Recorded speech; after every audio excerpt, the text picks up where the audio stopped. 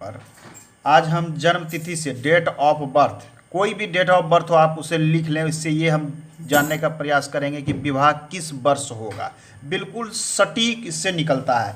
इससे हम एक चार्ट का प्रयोग करेंगे। ये चार्ट है हमारे पास, दूसरा चार्ट है ये, इसका भी प्रयोग हम बताएंगे। सबसे पहले आप अपना जन्म तिथि को इस प्रकार से लिख लें, बिल्कुल स्पष्ट लिख लें, कोई कन्फ्यूजन ना हो। आपका किसी मैंने एक उदाहरण के लिए लिया है 12 सितंबर 1994। सबसे पहले इसका हम मूलांक निकालेंगे। ये मूलांक निकालने तो हमने बताया था, फिर से देख ले मूलांक कहाँ से निकलता है। तो ये देख लीजिए, ये जो 12 है आपका कुछ भी हो सकता है, 10, 12, 11, 9, 1 से 30 तक कुछ भी हो सकता है। तो ये 12 है, तो सबसे पहले मूलांक की जगह हम ये 12 लिख लेंगे। ये 12 हमने लिख लिया।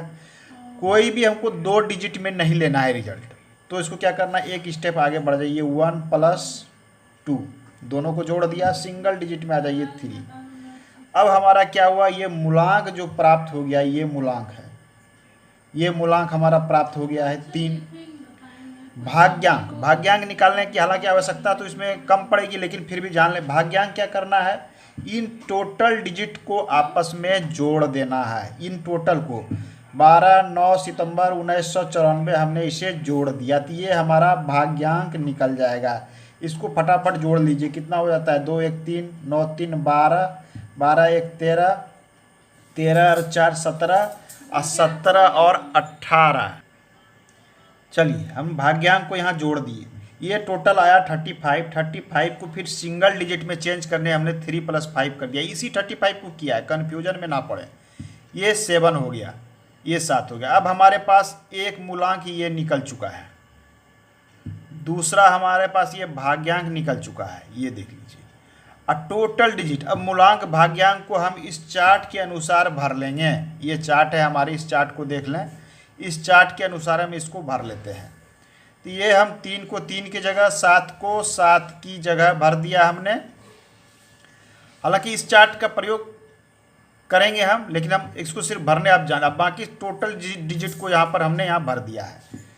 तो विवाह, इस चार्ट के अनुसार हम देखते हैं विवाह कहाँ दिखलाता है। विवाह है चंद्र, चंद्र विवाह को निरूपित करता है 2।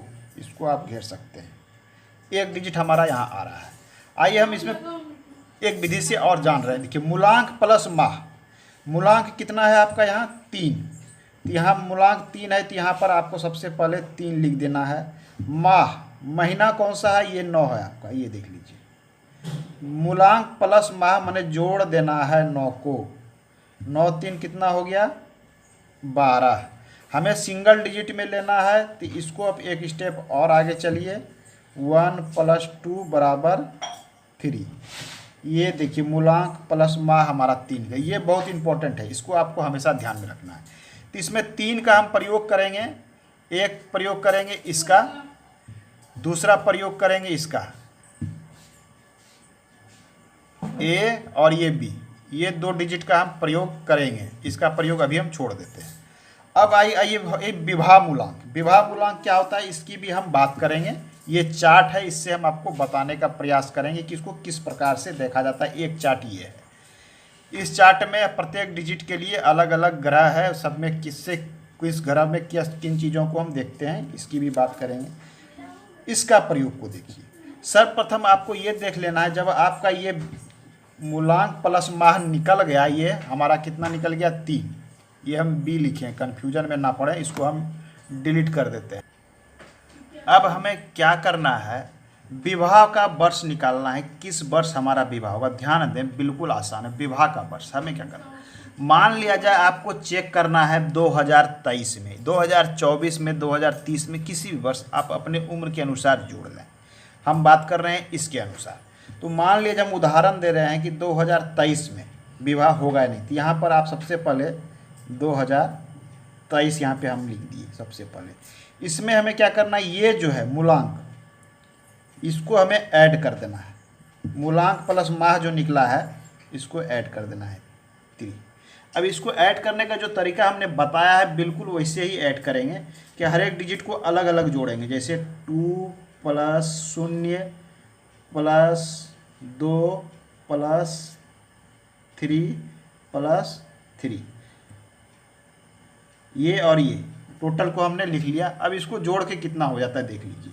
2 2 4 3 7 3 10, ये फिर क्या आ गया 2 डिजिट में आ गया। हमें हमेशा सिंगल डिजिट लेना है, तो 1 + 0 करेंगे तो ये सिंगल डिजिट कितना आ जाएगा, 1 + 0 = 1, ये आ गया 1। ये एक इम्पोर्टेंट है, इसको आपको ध्यान में रखना है। ये 1, ये आ गया सिंगल डिजिट 1। थोड़ा सा हम इसको एडजस्ट कर लेते हैं, ये देख लीजिए। इस चार्ट का अभी हम प्रयोग नहीं करेंगे, इसको आप भूल जाइए। ये आ गया 1। अब हम इससे मिलान करेंगे, ये देख लीजिए। इसमें मूलांक है, इस मूलांक की बात कर रहे हैं। ये मूलांक कितना है, इसमें 3 है। इसमें ये मूलांक कहाँ पर है, यहाँ पे 3 है। तो सबसे पहले आप इसको घेर दीजिए, ये 3 है। अब विभा वर्ष हमारा कितना निकला है कैलकुलेशन करके, 1। अब हमें देखना है कि इस 3 चार्ट के सामने 1 है। हमने प्रत्येक मूलांक के लिए है, किसी का मूलांक कुछ भी हो आप अपना चेक कर सकते हैं। इसमें 3 6 7 9 है, 3 6 7 9, 1 4 5 7 9 है, 1 3 6 7 9, 1 इसमें कहीं पर नहीं है। इसका मतलब हमारा जो है 2023 में विवाह इनका होने की संभावना 0 है, क्योंकि इसमें 1 नहीं आ रहा है।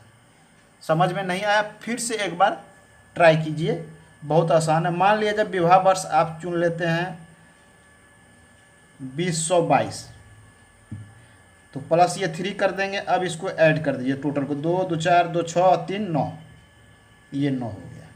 ये दूसरा उदाहरण लिए हैं, कंफ्यूज नहीं होइएगा, ये दूसरा नंबर उदाहरण है। ये हो गया 9। तो ये जब 9 हो गया और हमें मूलांक यहाँ कितना है 3, ये मूलांक यहाँ 3 है। विभा मूलांक मेरा कितना है 9, ये विभा मूलांक है। विभा वर्ष या विभा, इसको आप विभा मूलांक भी इसको लिख सकते हैं, ये विभा मूलांक भी लिख सकते हैं। विभा मूलांक, ये विभा मूलांक है, ये भी विभा मूलांक है 9। तो इसमें 9 आता है, मतलब 2022 में विवाह की संभावना इनकी बनती है। तो अगर एक बार में समझ में नहीं आवे, दोबारा तिबारा देखिए, बिल्कुल आसान है, स्पष्ट शब्दों में हमने बताया है। धन्यवाद।